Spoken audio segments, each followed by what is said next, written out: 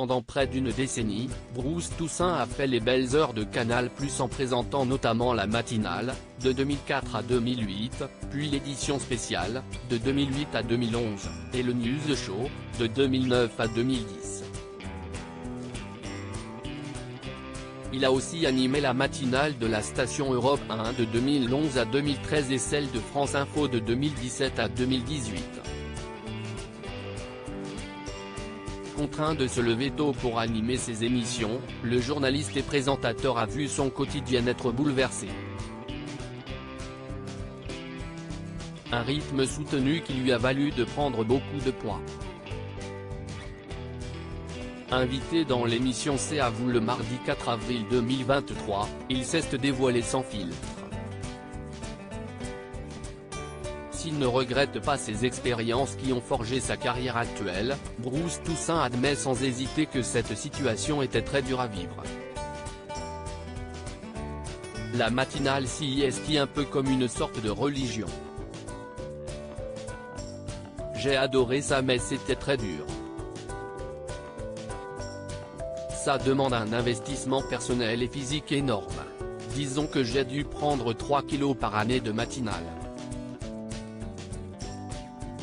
Donc 3x10, ça fait beaucoup.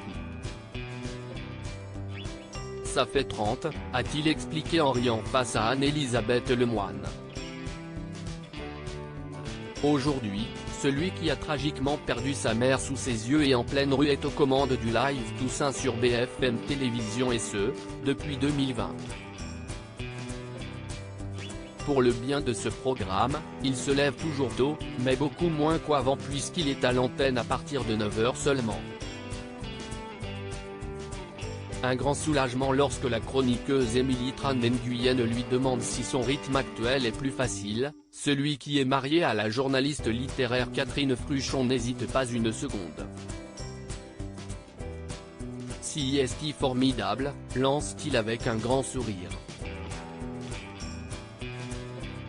Pour rappel, Bruce Toussaint est papa d'un garçon prénommé Noé et d'une fille prénommée Lola, qui est d'ailleurs elle aussi journaliste et âgée de 22 ans, dont il ne parle que très peu.